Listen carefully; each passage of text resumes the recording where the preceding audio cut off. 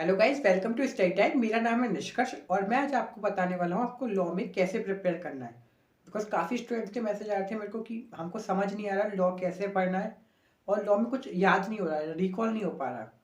तो मैं हम उसके बारे में पूरा डिस्कस करने वाले हैं। वीडियो को पूरा देखना, आपको लॉ के बारे में बहुत डिटेल में बताने वाला हूँ।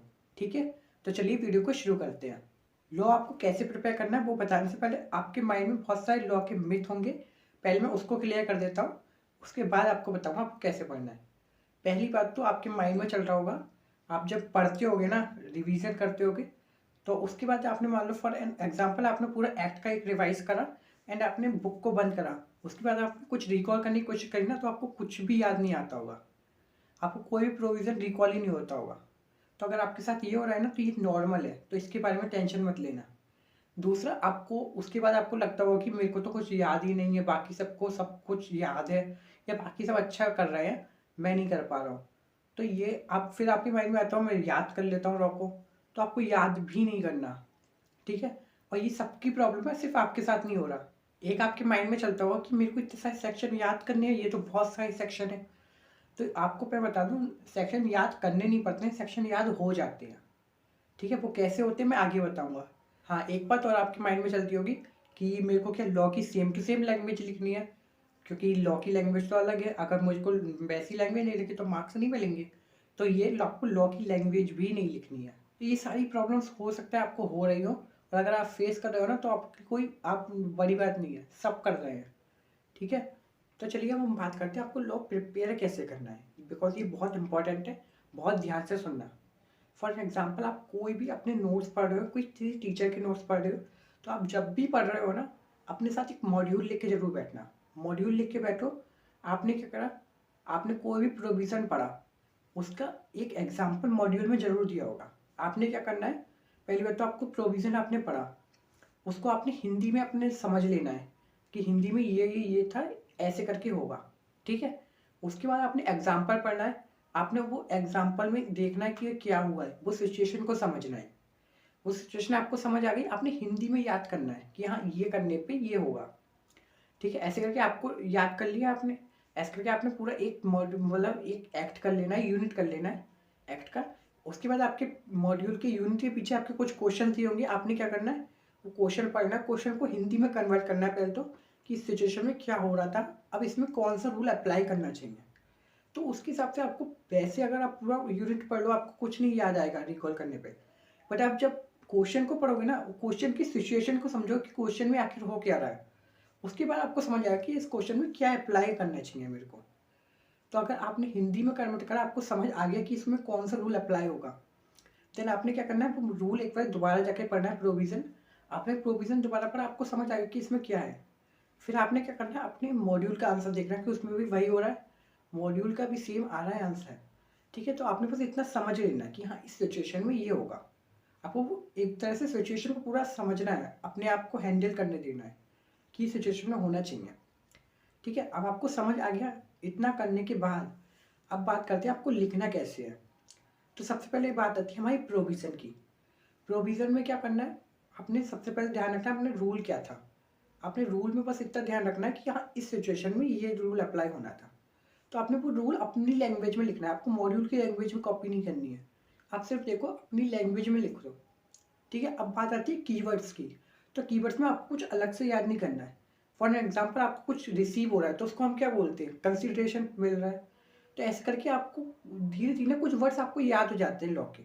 आपको कुछ अलग से लोड नहीं लेना कि मेरे को ये वर्ड्स याद करने हैं। आप जब धीरे धीरे पढ़ते हो ना लॉ, जब आप मॉड्यूल से पढ़ोगे या अपने किसी नोट से भी पढ़ोगे, तो उसमें कुछ वर्ड्स आपको पता चलेगा जी अलग से वर्ड आ रहे हैं।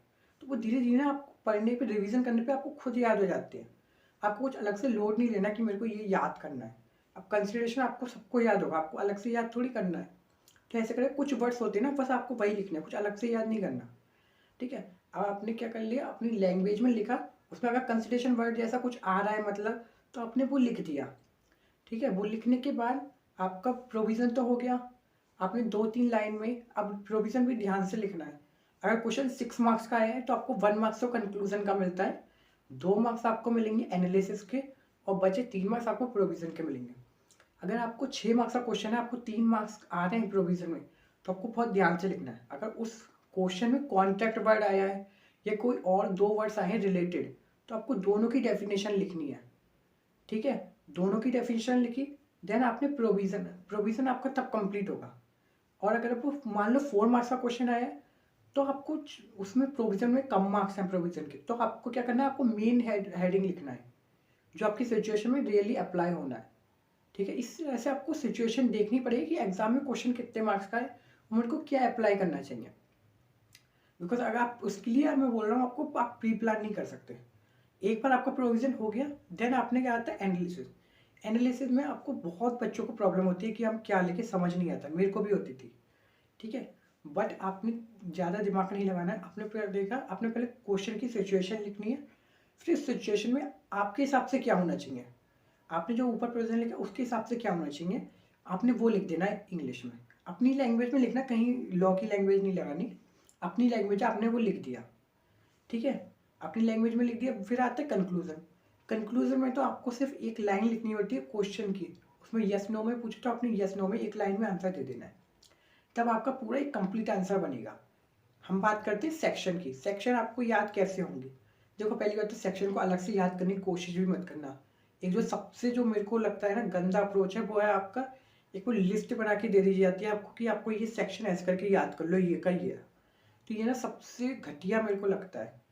आपको सेक्शन याद कैसे होंगे? आपने जो भी नोट्स बनाए हैं या आपने कोई भी अपने किसी भी टीचर के नोट से कर रहे हो, आप क्या करो, जो भी प्रोविजन की लाइन लिखी है एक, उसमें जो हेडिंग लिखा होता है उसके आसपास बड़ा बड़ा सेक्शन लिख लो उसका। तो आप जब जितनी बार आप प्रोविजन को पढ़ोगे, आपके सामने सेक्शन होगा, आप सेक्शन भी पढ़ लोगे। तो ऐसे करके धीरे धीरे अगर आपने 3-4 बार नोट्स पढ़ लिए अपने, तो आपको पूरा सेक्शन याद हो जाएगा। मैंने ऐसे ही सेक्शन याद करते, मेरे को हर उसके याद थे, हर एक के सारे सेक्शन याद थे। ऐसे ही आपको सेक्शन याद होंगे, आपको अलग से कोई भी लोड नहीं लेना है, ना आपको कीवर्ड्स का अलग से लोड लेना है, ना सेक्शन का। धीरे धीरे वो माइंड में खुद बैठ जाते हैं। और आपको ये नहीं देखना कि मेरे को कुछ याद नहीं आ रहा है या याद नहीं समझ आ रहा कि क्या पढ़ूं।